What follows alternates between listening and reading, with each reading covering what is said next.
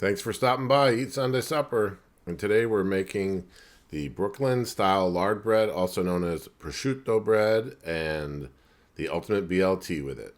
So we're going to get started with our dough first. We're going to do a straight dough method. And we're going to put our flour in the bowl. And I love to use a gram scale. I'm not really into ounces. All of our recipe development we do in grams.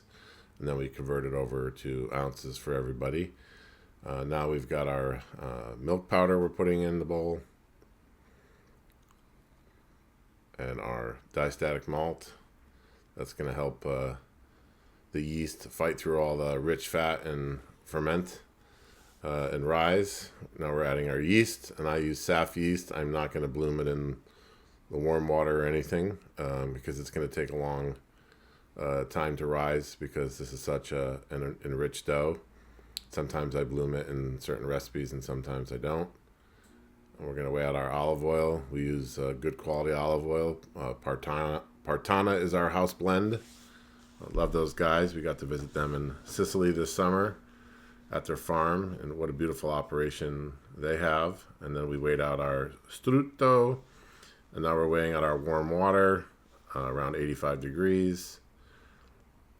And we're going to get our dough hook and our KitchenAid mixer. You can also knead this by hand, but a little bit more work. We're going to let everything mix up a little bit. We're going to add some of the water. We add about 80% of the water at first. Then we add our egg. We're going to slowly add the water, and that's called bassage.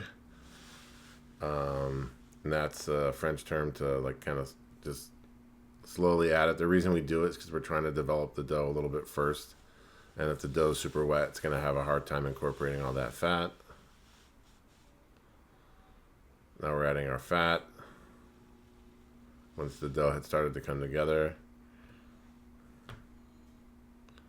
And that's another French term for adding the fat. Once the dough comes together slowly, it's called dressage.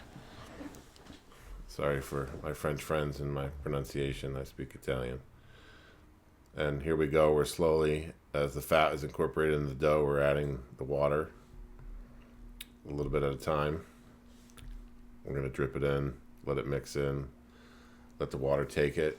Kind of think of it like making a salad dressing. If you put all the water into the fat, you don't have a chance of emulsifying it all. So we're going to let it take our time and do it right, because this is a delicious bread with a lot of fat, oil, egg, cheese, and we're going to use salami, but some folks use prosciutto. Now we're just turning it up on a higher speed just to develop it a little bit more, and now we got a nice dough. Gonna spray my pan or my bowl. Use my bowl scraper. I'm going to get it all out nice and clean. Just going to kind of ball it up a little bit there. And then my favorite kitchen tool when making bread is the disposable hairnet. And then now we got some nice provolone. And then we're going to grate that up, weigh it out.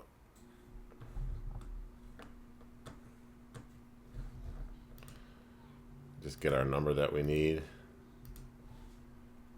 I believe we're at 100 grams. Now we have our salami with fennel in it. And if you don't have fennel in it, you can add fennel. I think I have fennel as an option in the recipe online. Gonna dice it up nice.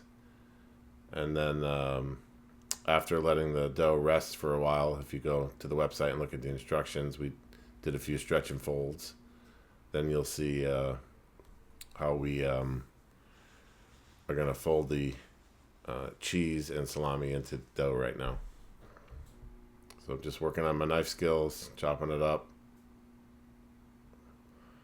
And I just kind of pushed it down in the center and then did a little fold.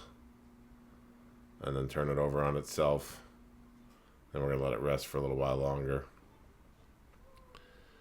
And this is meant as a guide to help you go along with the recipe that's on our website, eatsundaysupper.com. If you go in the recipe section under adventures. You'll find all of the current Aventura in Cucina, adventures in the kitchen. So here I am, I'm just dividing it up. I'm going to do 4 equal pieces. I did it by eye, but I'm going to get the scale and just make sure that I'm close. Look at me. I should be certified by the California Department of Weights and Measures. Actually, with 2 of them, I went a little bit bigger, just because I wasn't sure the size that we really wanted to have. If we had more people, we would go with a bigger loaf.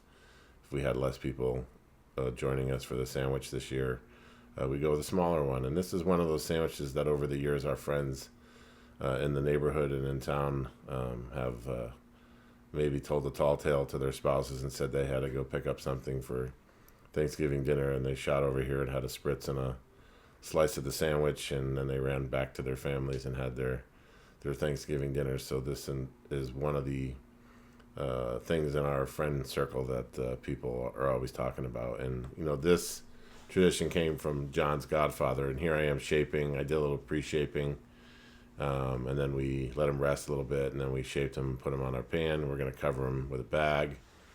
And getting back to the story about John's godfather giving us this tradition about 13 years ago, every year, wherever he is and our other friends are, the chef group, we all send photos of our lard bread that we made and the sandwiches that we made, and we all keep the tradition alive even though we're not together. So here I am. I'm just beating up an egg with a little bit of water, just a tablespoon, and then I'm going to brush the loaves really well. This will give them a nice shine when they bake and help with that nice dark color. The sugar and the milk solids are going to brown, and we're going to have a really rich colored loaf. And you can see the 2 loaves I did a little bit bigger and the 2 that I did a little bit smaller. Then I'm doing a little cut with my knife. Oh, going to go back. I must not have liked what I saw there. And we're going to pop it in the oven, and then after about 20-25 minutes, they're going to come out. We're going to pop them on a screen, and we're going to let them cool because we don't want the bottoms to steam. We want to keep the nice crust. And here we go with the screen. And I just tapped the bottom to make sure they were done. Nice and hollow. Sound great. And here we are, a little quick zoom up on that, and they look great. Lots of prosciutto, the cheese. So one of the key ingredients to the sandwich is a pesto. I'm going to throw together a little pesto real quick. Use your favorite recipe, or you can buy a nice pesto in the store. You don't have to be a nut like me and make everything from scratch, but we're just going to use our favorite little mortar and pestle and smash up some basil and salt and garlic. Pepperoncino in there, you saw me put in there for a little heat. A little bit more basil. And the salt we put in there to help have a little bit of an abrasive to mash it up. Now we're going in with our pine nuts, pinoli nuts.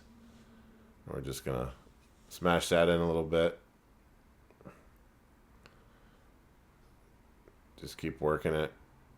And now we'll add some oil. I'm going to scrape it off. Work it a little bit more. You could do this in a Roboku if you wanted to, but, I was looking for a really rustic, kind of chunky pesto for the spread on the sandwich. Not putting this on a pasta, so now we've got our friends at Partana, we are using their lemon oil for a little acid flavor. Grate our cheese in there. A little bit more of the lemon oil.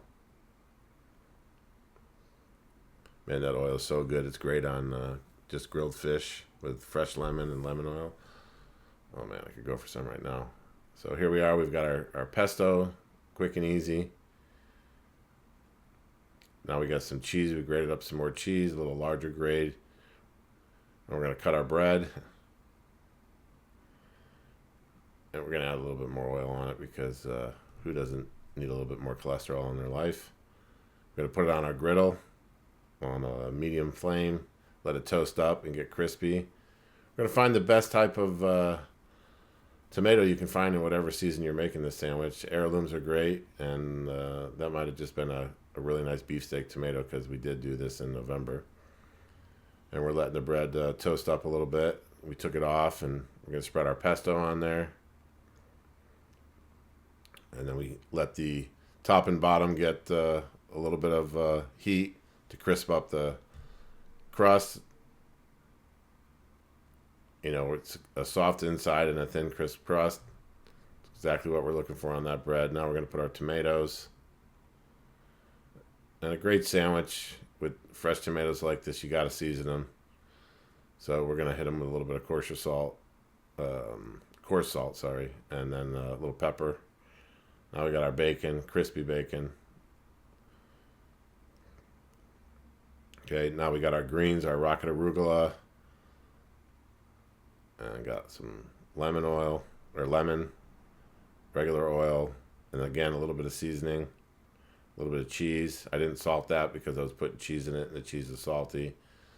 So we mix that together, start to top our sandwich with it, our sandwich. And here we have it, the ultimate BLT, or the Godfather BLT. It's ultimate. And from John's Godfather, Uncle Frank. Zio Frank in the house.